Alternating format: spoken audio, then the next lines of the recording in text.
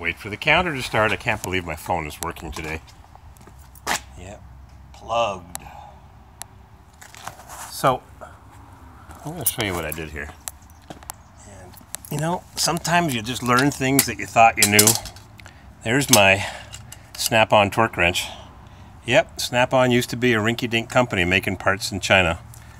Or Japan. I can't find my good one. I do have a good Snap-on one somewhere, a Blue Point. But check this out. Here's my Blue Point, made in Japan, impact gun. I bought this cheap. Somebody thought it was a made in China Campbell Hausfeld. So I ran these bolts down the way I always do until they stop turning after a couple of seconds.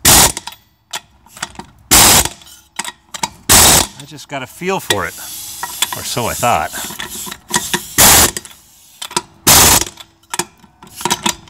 So how tight is that? I don't know. Tight enough? I told you what happened at the Firestone tire place. They couldn't balance the tires properly, but they sure knew how to torque them down.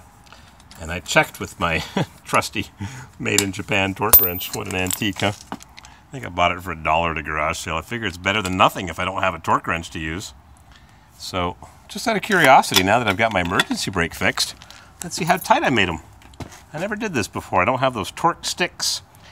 I don't have barbecue on a stick. What do we got here? I would have guessed 100 pounds. Wow. Now my needle is not zeroed. I'm at 5 pounds before I even start. I can't believe this camera is actually working. This phone is so overfilled with joy. And 30,000 pictures, and Google Cloud is unreliable, and SIM card. Oh boy. Anyways, look at this. That one's at 60 or 65, and they were at 70. And somebody wrote you should torque them down to 110. That one's at 55, 60. So there's 60, 65. I don't believe it. I would have sworn I had them cranked down to 150,000 million. What's this one? 70, 75. And I've already run them down a couple of times before I turned my device on. I can't believe they're uploading because 5 o'clock. I'm going out for dinner tonight. 50, 55, 60.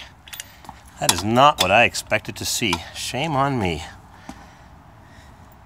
Whoa, that one's turning at 55, 60, 65. I can't say I've never had a problem because a couple times I didn't tighten them at all.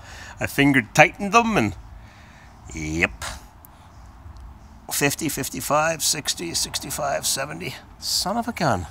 I was watching a couple of videos on YouTube of some master electrician creating an electrical problem by loosening the screw on the breaker.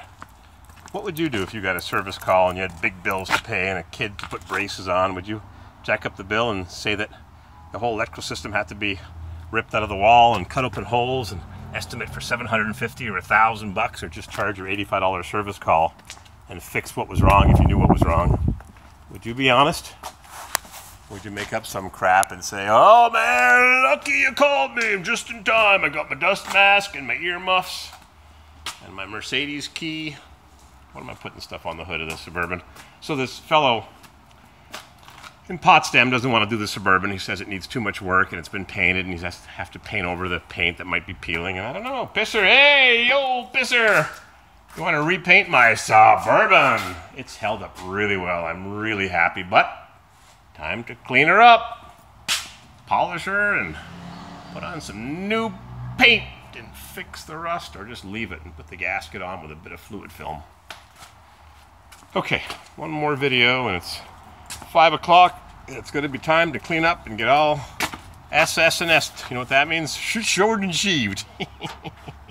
How's my sludge, by the way? Take my little trusty Coast flashlight. I think the Humble Mechanic recommended this one. I'm really happy with it. I like it. Oh, the water's actually clear. I'm not sure if you can see it, but the water is actually clear. Maybe I'll do it once or twice more and actually put some antifreeze in for the first time in this vehicle's long 350 crate motor life. Yeah, whoever had it before me. Never met the kid. Did the transaction over the phone and I just busted my Prestone pressure relief radiator cap. Alrighty, I'm going to post this video. And I've got my wheel hub measured so I can get some hub-centric spacers, 89 millimeters by 108 or centimeters or whatever it is, or 1,000 meters or kilometers or GMC. You know what the saying is. It's the